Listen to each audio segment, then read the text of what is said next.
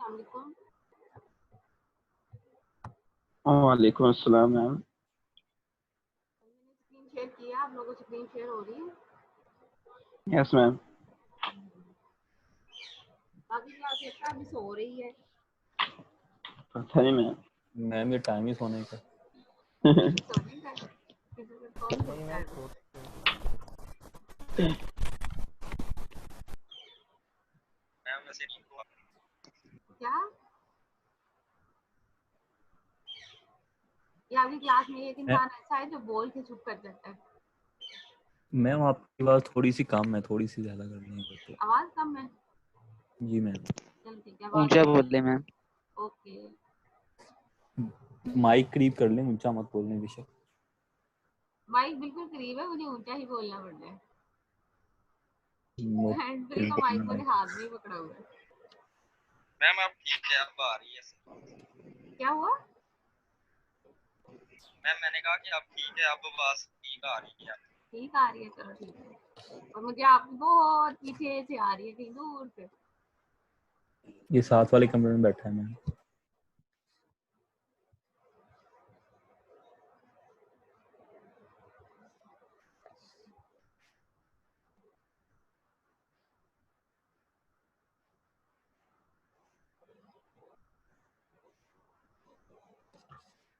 आज जो टॉपिक है वो मार्कअप है।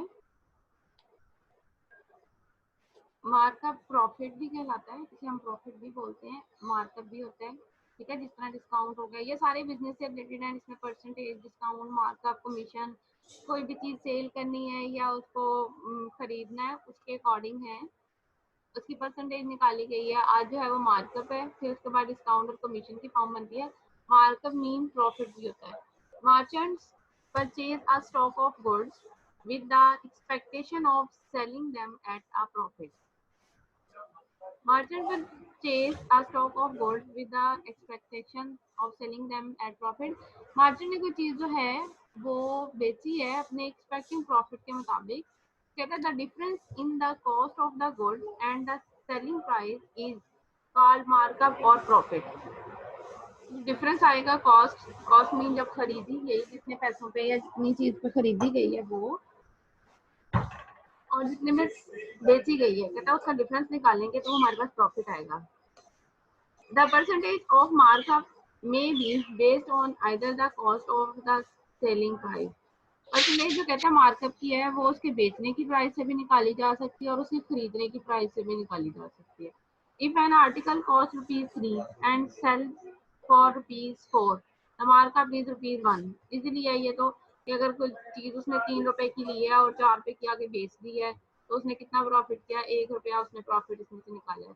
द परसेंटेज जो है इस मार्कअप की, वो परसेंटेज हमने यहाँ पे निकालनी है मार्कअप के हिसाब से। वो कितनी बन रही है? वो रुपीज में नहीं आएगी, वो परसेंटेज में आएगी। कहते हैं इसकी जो परसेंटेज बन रही है वो 1/3% बन रही है। Whereas the markup on selling price is 1/4, जबकि मार्कअप सेलिंग प्राइस के अकॉर्डिंग उसकी परसेंटेज जो है वो 1/4 के हिसाब से है। खरीदने के हिसाब से उसकी 1/3 है, और दोनों की कॉम्बिनेशन परसेंटेज जो है वो यहाँ पे हम निकाल सकते हैं, क्योंकि सेलिंग प्राइस और कॉस्ट प्राइस दोनों ही आपके पास डिफाइन होंगे। नेक्स्ट पे है let see and S. Formula अब डिफाइन किया गया। फर्दर क्वेश्चन में हम फॉर्मूला के तहत यूज करते हुए सेलिंग प्राइस, कॉस्ट प्राइस या आपके पास परसेंटेज विद मार्कअप, कोई सी भी चीज डिफाइन नहीं होगी। लास्ट वाले जैसे परसेंटेज वाला क्वेश्चन था उसी तरह यहाँ पे मार्कअप के अंदर भी 3 चीजें रिक्वायर्ड होंगी। जिस कीमत पे खरीदी गई है वो, जिस कीमत पे बेची गई है, और तीसरी चीज उसने इस पे परसेंटेज कितनी कमाई है, मतलब प्रॉफिट कितना लिया है परसेंटेज के अकॉर्डिंग। ये हम तीनों चीजें, क्वेश्चन में कोई भी चीज डिफाइन नहीं होगी, वो हम फाइंड कर सकते हैं according to these formulas. Let C and S represent the cost and selling price, C present cost and S present selling price respectively, and R the percent of markup them. R जो है उसका percent markup का लिया उसने। Selling price is equal to S is equal to C plus CR.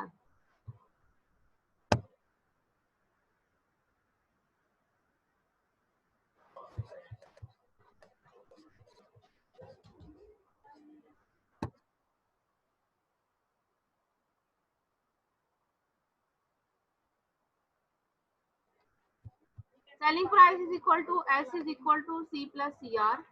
Selling price को हमने denote किया S के साथ, और सी जो है cost price and plus cost price पर जो ये आर जो है ये cost price with multiply by percentage of markup. और यही डिफाइन किया गया था कि हम तीन चीजें जो है इसमें डिफाइन कर सकते हैं, सेलिंग प्राइस, कॉस्ट प्राइस और फर्दर उसके साथ जो है वो कॉस्ट प्राइस के अकॉर्डिंग प्रॉफिट और सेलिंग प्राइस के अकॉर्डिंग प्रॉफिट, दोनों टाइप का प्रॉफिट जो है वो हम यहाँ पे फाइंड कर सकते हैं।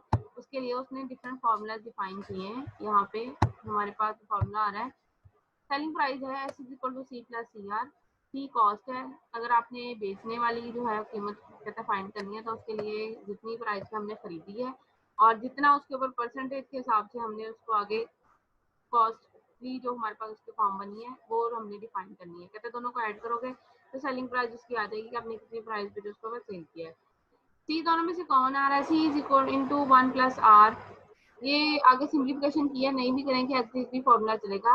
Because of the wide use of markup percent on selling price in retail business, typically problem arising in retail stores। इस टाइप की जो है वो स्टोर वगैरह पे आती हैं कि वो कितने पे चीज खरीद लेते हैं और कितने पे आगे बेचते हैं, उनका प्रॉफिट क्या है, वो सारा वो प्रॉफिट जो है वो कैलकुलेट करते हैं। बेसिकली वहाँ पे प्रॉफिट इतना हाई लेवल पे कैलकुलेशन जो है वो कंबाइन चीजों की नहीं होती, सेपरेटली वन बाय वन चीज की होती है। उसके हिसाब से उसने कहता है आगे फर्दर जो है प्रॉफिट को सिर्फ कैलकुलेट किया जाए तो इस फॉर्मूला का let P be the markup percent upon sale, then P S means the amount of markup और प्रॉफिट, प्रॉफिट के हिसाब से जो अमाउंट है मार्कअप की वो कहता है पी एस को डिनोट करिए। जैसे सी आर जो था वो ऊपर हमारे पास कॉस्ट की परसेंटेज को कॉस्ट के हिसाब से प्रॉफिट को मार्कअप कर रहा था, इसी तरह यहाँ पे नीचे पी एस जो है वो प्राइस के अकॉर्डिंग उसको मार्कअप कर रहा है। मार्कअप प्रॉफिट फाइंड करना है तो कहता है प्रॉफिट हम इजीली फाइंड कर सकते हैं, profit P S mean profit पर अमाउंट, मतलब प्रॉफिट अमाउंट का जो है मार्कअप वो हम फाइंड कर रहे हैं। एस सेलिंग प्राइस माइनस सी कॉस्ट प्राइस। अब पी एस के अंदर से हमने अगर एस निकालना है या पी सी निकालना है, प्राइस दी गई है, ऊपर तो सिर्फ ये था कि सेलिंग प्राइस दी गई है, कॉस्ट और कॉस्ट के हिसाब से जो था उसका मार्कअप दिया गया है। यहाँ पे प्राइस सेलिंग प्राइस और कॉस्ट और उसके हिसाब से प्रॉफिट जो है वो उसने डिफाइन किया सेलिंग प्राइस के हिसाब से। सी निकालना है तो सी हम राइट साइड पे लेंगे, पॉजिटिव सॉरी लेफ्ट पे लेंगे, पॉजिटिव हो जाएगा। पी एस जो है वो राइट साइड पे जाके नेगेटिव साइन हो जाएगा तो ये एस माइनस पी एस रह जाएगा is equal to S into 1 minus P. अब ये एक आपके पास फॉर्मूला बना है, C is equal to S 1 minus P, और एक ये है आपके पास C sorry S is equal to C 1 plus R. Selling price find करनी है तो हमारे पास कॉस्ट के हिसाब से मार्कअप होना चाहिए, और अगर कॉस्ट फाइंड करनी है तो सेलिंग के हिसाब से मार्कअप होना चाहिए। कॉस्ट के हिसाब से मार्कअप को उसने आर का नाम दिया है और सेलिंग के हिसाब से उसने मार्कअप को पी का नाम दिया। ठीक है, यहाँ तक क्लियर है। दोबारा रिपीट कर देती हूँ एक दफ़ा कि हमने अगर कोई चीज़ खरीदी है, कितने में खरीदी है, बेची है तो कितने में बेची है, उनका जो डिफरेंस आएगा वो हमारे पास प्रॉफिट आता है। कि फर्दर आगे कितने प्रॉफिट पर उसको बेचा है, अभी हम सिर्फ प्रॉफिट कर रहे हैं। लॉस भी आता है कुछ चीज़ों में, जरूरी नहीं है हर दफ़ा प्रॉफिट के साथ ही चीज़ें बेची जाएं, लॉस के साथ भी आती हैं। तथा प्रॉफिट और लॉस के हिसाब से तो डिफरेंट कंडीशंस बनेंगी। हम अपने क्वेश्चन के हिसाब से सेलिंग प्राइस भी फाइंड कर सकते हैं, कॉस्ट भी, जो भी चीज़ आपको क्वेश्चन में डिफाइन नहीं होगी हम फाइंड कर सकते हैं फॉर्मूलाज के अकॉर्डिंग। फार्मूला आपने माइंड में रखना है, एज सेलिंग प्राइस के अकॉर्डिंग कॉस्ट प्राइस और कॉस्ट प्राइस पर मार्कअप होगा। ठीक है, और अगर प्रॉफिट फाइंड करना है तो P S is equal to S minus C की फॉर्म बनेगी। इसमें से अगर कॉस्ट निकालनी है तो कॉस्ट आएगी selling price minus selling price पे प्रॉफिट जो है मार्कअप आपका जो भी आ रहा है। एग्जाम्पल है हमारे पास 7.19, a radio cost a manufacturer ₹120 to produce it. एक मैन्युफैक्चरर ने रेडियो जो है वो बनाया, जो उसकी कॉस्ट बनी है वो कहता है ₹120 and he sells it to a retailer for ₹150। Find his markup percent on cost. Radio जो बनाया है उसने 120 में उसको प्रोडक्शन आई है उसकी। ठीक है, उसने आगे फर्दर जो उसे सेल किया है वो 150 का किया है। Find his markup percentage on cost, cost पे उसकी मार्कअप की परसेंटेज फाइंड करनी है। ठीक है, अदरवाइज इसकी मार्कअप की परसेंटेज जो है वो सिंपल परसेंटेज अगर पूछा जाता है ना, सॉरी सिंपल प्रॉफिट पूछा जाए तो सिंपल प्रॉफिट ये होता है कि सेलिंग प्राइस 150 और माइनस 120 कॉस्ट प्राइस, तो आपके पास प्रॉफिट आ जाएगा। हम यहाँ कॉस्ट और प्रॉफिट नहीं फाइंड कर रहे हैं, हम परसेंटेज के हिसाब से कॉस्ट और प्रॉफिट फाइंड कर रहे हैं। इसलिए दो टाइप्स के कॉस्ट और प्रॉफिट फाइंड होंगे। अगर कॉस्ट पे कहा गया है तो कॉस्ट वाले के अकॉर्डिंग करेंगे, और अगर सेलिंग के हिसाब से कहा है तो उसके लिए हमारे पास पी प्रॉफिट की फॉर्म बनेगी। यहाँ पे कॉस्ट परसेंट बोला है तो ये देखिए आपके पास कॉस्ट परसेंट का ये फॉर्मूला था, R the present of markup of the cost price. ठीक है, यहाँ पे वही फॉर्मूला अप्लाई करेंगे। Here S is equal to 150 and C is equal to 120. Then by the relation, since जो फॉर्मूला था उसके अकॉर्डिंग कहता है आपके पास क्या बनेगा, S is equal to C into 1 plus R, S था 150 is equal to C 120 and 1 plus R, R जो है वो हमारे पास डिफाइन नहीं है, वो हमने फाइंड करना है, एज इट इज रहेगा। और इसको कहता है सेकेंडली हम इस तरह भी लिख सकते हैं, 120 को अंदर मल्टीप्लाई करेंगे जो कि 120 R बन जाएगा, और 120 R को एक साइड पर रहेंगे, जो सिंप्लीफिकेशन करेंगे तो 120 R इज इक्वल टू 30 आपके पास आएगा। ठीक है, तो R is equal to markup percent 30 over 120 होगा, कैंसिलेशन होगी, कैंसिल होने के बाद ये आएगा आपके पास 0.25, क्योंकि 0 0 से कैंसिल हो जाएगा, 3 जो है वो 12 से कैंसिल होकर 1/4 आएगा, और 1/4 जो है वो 100 का 4 टाइम में आता है, इसलिए इसका यहाँ पे 1/4 जो है वो परसेंटेज आएगी 0.25। और हमने यहाँ पे परसेंटेज निकालनी है, तो परसेंटेज निकालने के लिए क्या करोगे आप इसे, जब परसेंटेज निकाल हम किसी चीज के साथ डिफाइन करना चाह रहे हैं तो हम उसे 100 से मल्टीप्लाई करते हैं। 0.25 को 100 से मल्टीप्लाई करोगे तो 25% आंसर आएगा। और अगर 25% को अगेन परसेंटेज खत्म करनी हो तो हम 100 पे डिवाइड करते थे। ये लास्ट जो लेक्चर वेडनेसडे था उसमें डिफाइन किया था कि परसेंटेज डिफाइन करनी है या उसमें से खत्म करनी है, किस फॉर्म में है। नेक्स्ट एग्जांपल है 7.20 sorry, what is the cost of a men's suit which sells for rupees 480 if the percent markup on cost is 20%. What is the cost of a men's suit? अब हमने cost find करनी है, आदमी का जो suit था तो उसकी कॉस्ट कितनी है वो आपने डिफाइन करनी है, जबकि उसने आगे फर्दर सेल किया उसे तो 480 में सेल किया है, the percent markup on cost, और कॉस्ट के हिसाब से ही परसेंट मार्कअप दिया गया है 20%। Since S is equal to C into 1 plus R, C हमने फाइंड करना है, S और 1 प्लस R दिया गया। अब अगर यहाँ पे percent markup on sale price दिया जाता तो हमने फॉर्मूला दूसरा लगाना था जिसमें C is equal to S into 1 minus P आ रहा था, वो वाला फॉर्मूला यूज करना था। Here selling price is equal to S is equal to P S 480, percent markup on cost 20%. Now we will find cost on the suit. 480 is equal to, ये formula define किया, x is equal to c into 1 plus r, 480 is equal to c 1 plus 0.20 percent है, हमने percent में से इसको खत्म करके लिखना है क्योंकि आफ्टर कैलकुलेशन हम इसको परसेंटेज में डिफाइन करते हैं, फॉर्मूले के अंदर सिर्फ उसकी परसेंट फॉर्म डिफाइन की गई है, परसेंटेज नहीं डिफाइन की गई। और 480 is equal to 1.20 c add करेंगे तो ये 1 उसमें ऐड होकर 1.20 बन जाएगा।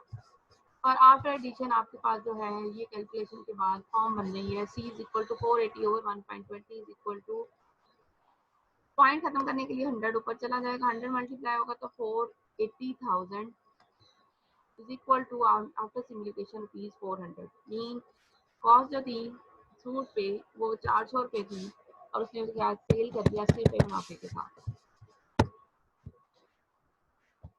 नेक्स्ट एग्जांपल है 421, what is the cost of a motor scooter, ये एक मोटरसाइकिल की फॉर्म है motor scooter, which a manufacturer sells to a retailer for ₹8,000 if his markup on cost is 15%.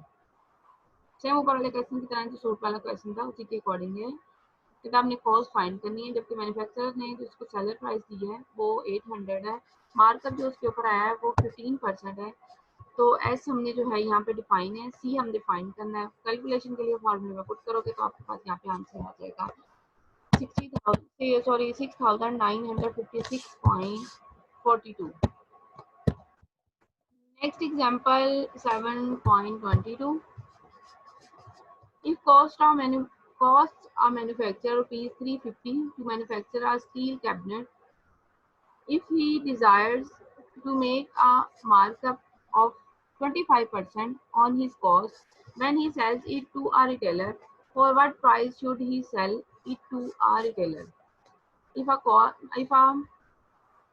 it cost a manufacturer rupees 350, steel cabinet के जो cost है ये manufacturing पे वो 350 है. If he desire to make a markup, अगर उसकी कहता है उसकी ख्वाहिश है कि मार्कअप जो है उसे 25% मिल जाए ऑन हिज कॉस्ट, उसकी कॉस्ट के हिसाब से. When he sell it to a retailer, जब उसे रिटेलर पे बेच रहा है कहता है उसकी 25% उसको मार्कअप चाहिए उसकी कॉस्ट के हिसाब से. अब हमने प्राइस बतानी है कि सेलर ने उसकी कितनी प्राइस में सेल करती है, कॉस्ट भी दे दी है और कॉस्ट के हिसाब से उसकी मार्कअप भी दे दिया है कि वो इतना मार्कअप चाह रहा है, अब वो कितने पे बेचेगा उसे कहते हैं ये बता दूं. S is equal to C into 1 plus R. Here cost price is rupees 350. Markup percent is equal to R. 25% is equal to 0.25. S is equal to formula में again putting करेंगे. S is equal to C into 1 plus R and S is equal to 350 into 1 plus 0.25. और after simplification ये बनेगा 437.50 rupees. ठीक है.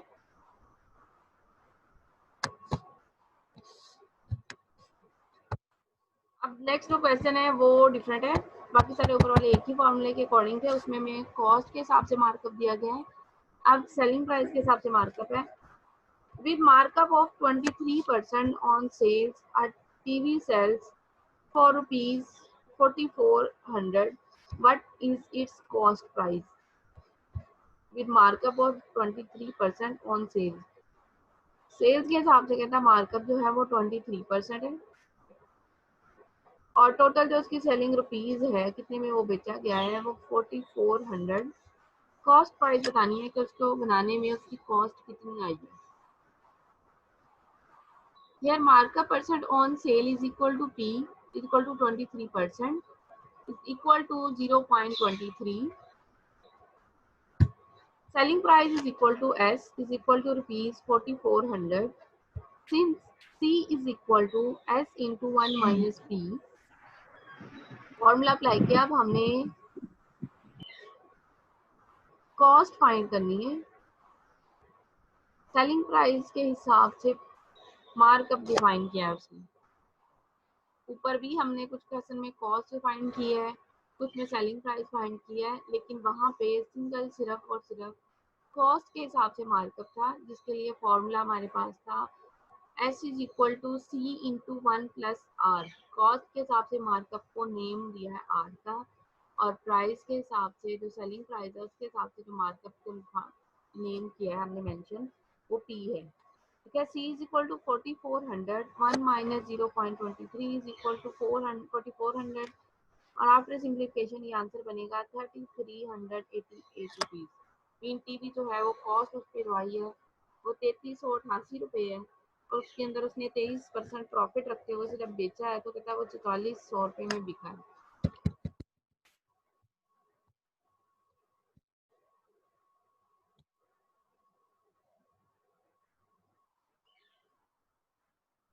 अब जो है वो एक्सरसाइज नोट्स मैंने वैसे आपके साथ शेयर कर दिए थे. एक्सरसाइज में हमने उस दिन क्वेश्चन नंबर 7.15 तक किया था. आज 7.16 से क्वेश्चंस हैं मार्कअप वाले. उसमें भी सेलिंग प्राइस के हिसाब से मार्कअप या कॉस्ट के हिसाब से मार्कअप या सेलिंग प्राइस फाइंड करनी है, कॉस्ट प्राइस फाइंड करनी है, सारे के सारे इसमें इंक्लूड है. Find the selling price of a typewriter which cost rupees 4000 and the markup is 8%. यहाँ पे मार्कअप बताएंगे मुझे किसके हिसाब से दिया है, कॉस्ट के हिसाब से या सेलिंग के हिसाब से. क्वेश्चन नंबर 16 में डिफाइन करें जरा मार्कअप किसके हिसाब से दिया है. ये आपके पास बुक पे भी है चैप्टर, उसी की एक्सरसाइज करवा रही हूँ.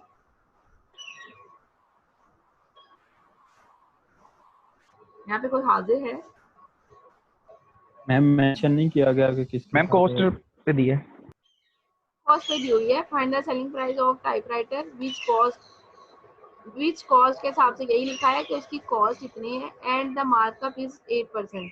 कॉस्ट के हिसाब से मार्कअप है क्योंकि कॉस्ट को ही वो आगे डिफाइन कर रहे हैं कि कॉस्ट के आगे के हिसाब से हमारे पास कितनी चीजें डिफाइन की गई. Cost rupees 4000 and the markup is 8%.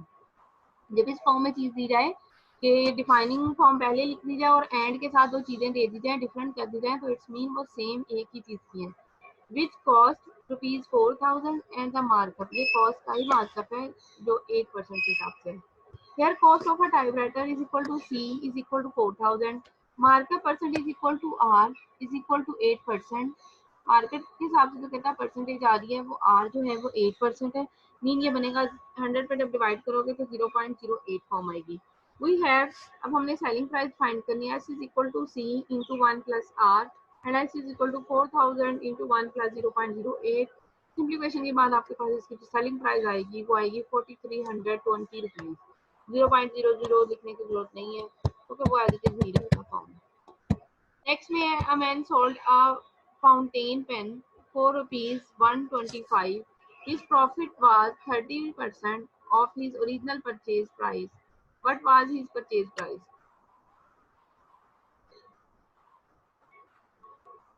यहाँ पे उसकी परचेज प्राइस जो है वो एज ए कॉस्ट प्राइस ही ली जाएगी, ठीक है, कि कितने में उसने खुद खरीदा था।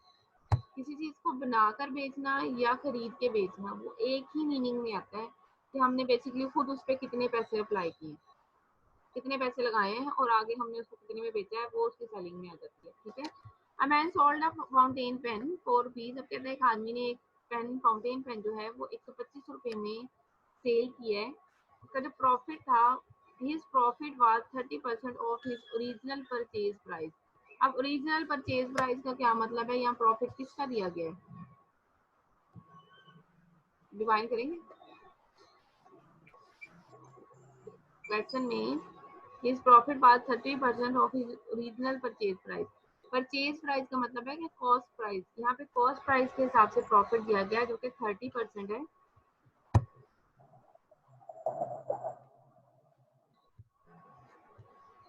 What was his purchase price? अब हमने इसकी परचेज प्राइस यानी कि कॉस्ट प्राइस फाइंड करनी है। Here selling price of fountain pen is equal to S is equal to ₹125. Rate of profit is equal to 30%. Purchase price is equal to cost price is equal to C। Formula apply करके आप question जो है वो खुद से solve करेंगे, मैं question यहाँ पे सॉल्व नहीं कर रही, ठीक है। नेक्स्ट है find the selling price of a piece of furniture whose cost of production is ₹1400 and percentage markup is 35%. What is the amount of profit? Find the selling price, selling price find करनी है। एक कोई सा भी furniture का piece कहता है, उसने टुकड़ा मतलब जो है वो प्रोडक्ट किया है, उसकी प्रोडक्शन की कॉस्ट जो है कहता है 1400 है और कॉस्ट के हिसाब से जो आपका मार्कअप है वो 35% है। What is the amount of profit? Profit की अमाउंट बतानी है अब हमने यहाँ पे, ठीक है। यहाँ पे प्रॉफिट की अमाउंट हमें चाहिए, हमें इसकी सेलिंग प्राइस और इसकी बाकी डिफाइनिंग नहीं करनी, ना ही सेलिंग के हिसाब से मार्कअप चाहिए। Here cost of production is equal to C 1400, percent markup is equal to ₹3500। ये लास्ट पे जो हमने क्वेश्चंस किए थे उसी के अकॉर्डिंग यहाँ पे क्वेश्चन है। Amount of profit is equal to किसी भी चीज के साथ उसकी बेस को मल्टीप्लाई कर दें तो हमारे पास उसके अंदर जो डिफरेंस आ रहा होता है वो डिफाइन हो जाता है। परसेंटेज के क्वेश्चंस में हमने क्वेश्चन यही किए थे कि हमने बेस मल्टीप्लाई रेट, ठीक है। यहाँ पे भी वही है, अमाउंट ऑफ हमने टोटल अमाउंट अगर फाइंड करनी है तो वही फॉर्म किया, बेस मल्टीप्लाई रेट। बेस इसकी कितनी है 1400 और इसका रेट कितना है परसेंटेज के हिसाब से वो 35% है। परसेंटेज का साइन खत्म करने के लिए ओवर में 100 का साइन लगाया उसने, ठीक है। आफ्टर सिम्प्लीफिकेशन कहता है 490, मतलब पूरी सेलिंग प्राइस जो फर्नीचर की थी उसके हिसाब से और कॉस्ट प्राइस के हिसाब से उसने प्रॉफिट कमाया है वो 490 रुपये उसने यहाँ पे प्रॉफिट उसके अंदर से निकाला है। क्लियर है क्वेश्चन? ये 7.18 क्वेश्चन क्लियर है? No ma'am. क्यों, क्या हुआ इसमें बताओ जरा जल्दी से, समझ क्या नहीं आई? समझ ही कुछ नहीं आया मैम। इसमें मैं डिफाइन करती हूँ। Find the selling price of a piece of furniture whose cost of production is ₹1400 and percentage markup is 35%। दो चीजें हमने यहाँ पे फाइंड करनी है। Find the selling price of a piece of furniture, जिस प्राइस पे बेचा गया है वो फाइंड करनी है और अमाउंट फाइंड करनी है प्रॉफिट की। आप इस क्वेश्चन को दो तरह से सॉल्व कर सकते हो। यहाँ पे उसने एक सिंगल पार्ट सॉल्व किया उसका, ठीक है। जैसे डिफाइन करती है, ये देखें यार, कॉस्ट ऑफ प्रोडक्शन, दो चीजें माइंड में रखनी है, एक तो हमने इसकी सेलिंग प्राइस फाइंड करनी है और अमाउंट ऑफ प्रॉफिट फाइंड करनी है। आप पहले सेलिंग प्राइस फाइंड कर लो, फिर प्रॉफिट फाइंड करने के लिए सेलिंग प्राइस में से कॉस्ट प्राइस को माइनस कर दो, तब भी ये फाइंड हो सकता है। लेकिन उसने उसे दूसरे मेथड के साथ फाइंड किया, पहले अमाउंट ऑफ प्रॉफिट फाइंड कर लिए, जो लास्ट पे परसेंटेज वाले क्वेश्चन किए थे उसी के हिसाब से। जब हमने टोटल किसी चीज की भी अमाउंट फाइंड करनी है या किसी भी टाइप की अमाउंट फाइंड करनी है, तो हमारे पास उसकी टोटल अमाउंट होगी जो कि उसकी बेस कहलाती है। फॉर्मूला था total amount is equal to base multiply percent rate. आपने वही अप्लाई किया, उसने कॉस्ट के हिसाब से ही परसेंटेज दी गई है, वो मल्टीप्लाई किया उसके साथ, 490 उसका प्रॉफिट आया। अब उसकी सेलिंग प्राइस फाइंड करनी है, तो आप सेलिंग प्राइस दो तरह से फाइंड कर सकते हो। ये जी मुस्तफा साहिब, आपका हमेशा ही माइक चल रहा होता है, अपना माइक बंद करो। आपके पास ये 490 जो है उसका प्रॉफिट आ गया है। अब किसी भी चीज का प्रॉफिट अमाउंट में लिया जाए और उसकी कॉस्ट प्राइस अमाउंट में दी जाए, तो आप उसकी सेलिंग प्राइस फाइंड कर सकते हो। कॉस्ट प्राइस के अंदर ये प्रॉफिट ऐड कर लें 490, तो उसकी सेलिंग प्राइस निकल आएगी आपके पास। सिंपल है, 1890 आपका आंसर आ जाएगा। इसमें 2 आंसर्स बनेंगे, एक जो है वो लास्ट वाला जिसने पूछा है अमाउंट ऑफ प्रॉफिट, वो अमाउंट बन रही है 490 उसकी अमाउंट है। अब सेलिंग प्राइस आपको फाइंड करने के लिए बोला गया है, तो दोनों को ऐड कर लें। मैं आपको मैसेज किया है प्राइवेट, वो भी सुन देख लें। जी मैसेज भी मैसेज जो पढ़ आप लिया कर करें। रहे हो ना,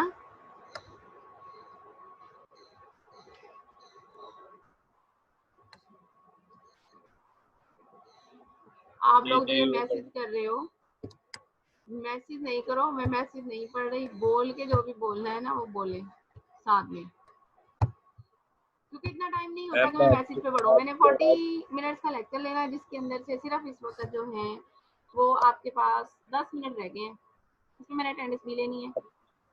आपकी आवाज बहुत प्यारी मैम। आप बोले भी ना तो ज्यादा अच्छा है। बहुत प्यारी ma'am.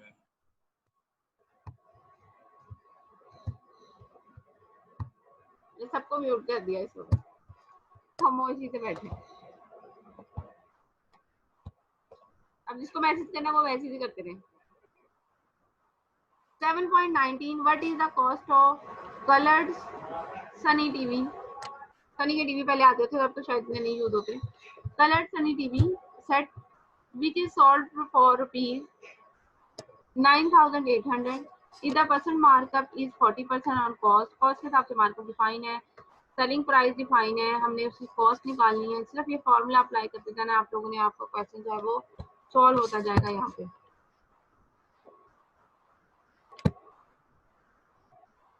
Question number 20, after a markup of 25% on sales, a watch is sold for rupees 1000। After a markup, markup के बाद कहता है उसकी सेल प्राइस जो है वो 100 रुपीज है।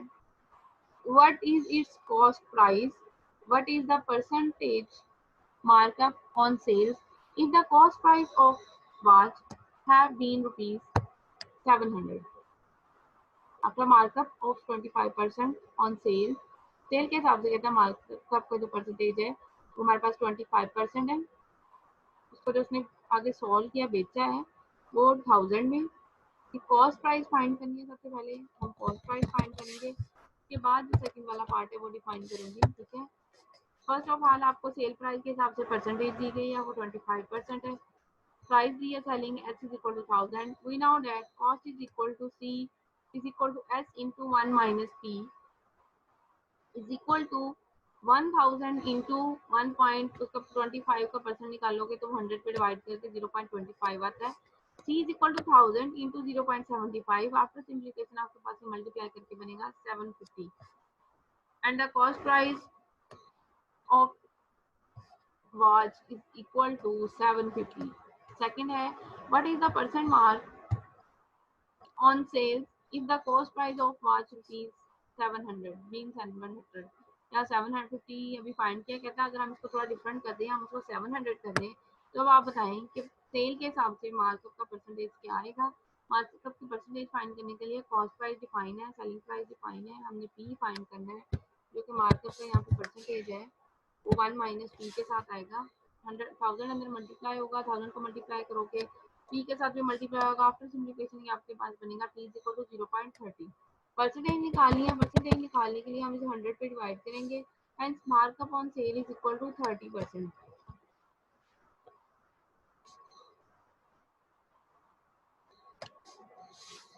उससे नेक्स्ट पे है 7.21 A and B together invest rupees 52,000 in a small business. A and B कोई से भी दो पर्सन ले लिए उसने, इन्वेस्ट कर रहे हैं एक छोटे से बिजनेस पे 52,000 रुपया। A shares of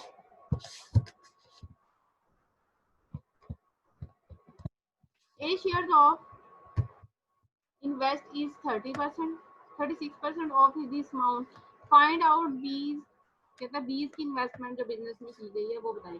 इस अमाउंट का 36% जो है वो A ने लगाया है, B ने कितनी इन्वेस्टमेंट की है परसेंटेज के हिसाब से वो आपने डिफाइन करनी है पेमेंट में। यहाँ पे सिर्फ परसेंटेज बता दी है, उसने पेमेंट नहीं बताई कि ए ने कितनी पेमेंट लगाई। अगर पेमेंट बता देते तो हमने उसको माइनस कर देना टोटल में से, तो बी की पेमेंट आ जानी थी। यहाँ पे टोटल अमाउंट दे दी है, बी की हमने पेमेंट फाइंड करनी है अमाउंट में, और जो है ए उसकी परसेंटेज दे दिया कि 36% इन पैसों का 52,000 का 36% उसने यहाँ पे खुद लगाया, अप्लाई किया है। अब बी की हमने फाइंड करनी है। टोटल इन्वेस्टमेंट कितनी है 52,000। लेट द टोटल इन्वेस्टमेंट, अगर हम टोटल इन्वेस्टमेंट को 100% ले लें, ये 100% टोटल है, तो ए ने कितनी किया 100% का 36%, 36% कितना होगा 36 रुपये। बी ने कितना किया है उसी 100 में से 64 रुपये आ जाएगा, ठीक है। एज बीज amount of investment, total investment multiply 8%, total investment है उसका 8% हम उस पर मल्टीप्लाई कर देंगे तो आपके पास यहाँ पे आ जाएगा। ये 100 और ये ना भी करने की जरूरत नहीं थी, वैसे भी हमें पता होता है कि अगर एक चीज 36% है तो ये 100 में से 36% ही ली गई है, और 100 में से 36% का मतलब है कितने पीछे परसेंट बच गए, 64% पीछे बच गए। कहता है टोटल अमाउंट को अगर फाइंड करनी है हमने किसी भी चीज की, फॉर्मूला ऊपर वाला ही है जो ऊपर कॉस्ट में हमारे फॉर्म आ रहा था, जो कि परसेंटेज वाला ही फॉर्मूला है। Total amount is equal to base multiply rate. हमने यहाँ टोटल अमाउंट जो है वो इन्वेस्टमेंट की फाइंड करनी है, तो हमारे पास टोटल अमाउंट मल्टीप्लाई 8% आ जाएगा। 8% का परसेंट खत्म करने के लिए 100 डिवाइड होगा। आफ्टर सिम्प्लीफिकेशन आपके पास आंसर जो आता है वो 33,280 मीन 52,000 में से बी ने जो इन्वेस्टमेंट किया अमाउंट्स के अकॉर्डिंग वो 33,280 आ रहा है यहाँ पे। 7.22 last month our stores sale were rupees 25,000 and this month the sales are rupees 45,230. Find out the percentage increase in sales. Last month our stores, पिछला जो कहता है मंथ था उसके अंदर एक स्टोर ने जो सेलिंग की है उस पे जो उसकी रुपीज कितने परसेंट किसने सेलिंग किया, कहता 25,000 रुपया उसने की चीजें उसने बेची हैं। एंड दिस अमाउंट, और इस month the sales are rupees 45, मतलब उससे क्लोजेस्ट टू डबल हो गया, 45,230। Find out the percent increase in the sale. Percentage निकालनी है सेल की इंक्रीजिंग में, पिछले मंथ की और इस मंथ की। उसने सेलिंग प्राइस दे दिया है कि कितने परसेंट उसने सेल किया, अब उसने सेलिंग अमाउंट नहीं पूछी, परसेंटेज की अमाउंट पूछी है कि कितनी परसेंट भर गई है। परसेंटेज भरने के हिसाब से अमाउंट डिफरेंट हो जाती है। अगर वो हमें वैसे ही कहते था कि अमाउंट फाइंड करें कितनी अमाउंट एक्स्ट्रा हुई है, तो उसमें सिंपल था कि 45,230 में से आपको 25,000 को माइनस करके इसको सेलिंग प्राइस फाइंड करनी है, इसलिए कहता है उसको परसेंटेज निकालेंगे हम पहले उसकी सेलिंग प्राइस फाइंड करके कितनी सेलिंग प्राइस घड़ी है। Last month sale is equal 25,000, sale of this month 45,230। Increment जो है उसके अंदर कहता है वो 45,230 माइनस, ये साइन इक्वल नहीं है माइनस आएगा, 25,000 माइनस करोगे तो 20,230 जो है वो इंक्रीजिंग हुई है। परसेंटेज इंक्रीजिंग की फाइंड करनी है, तो ये परसेंटेज है हमारे पास मल्टीप्लाई 100 ओवर 2500, 2500 नहीं आएगा, 25,000 आएगा, क्योंकि उसके हिसाब से हम उसकी परसेंटेज फाइंड करें। और कैंसिलेशन होगी, ये 100 इसके साथ कैंसिल हो जाएगा। 25 जो है वो मल्टीप्लाई डिवाइड होगा 20 एंड 23 जीरो पे, और डिवाइडेड के बाद आपके पास आंसर आएगा 80.92%।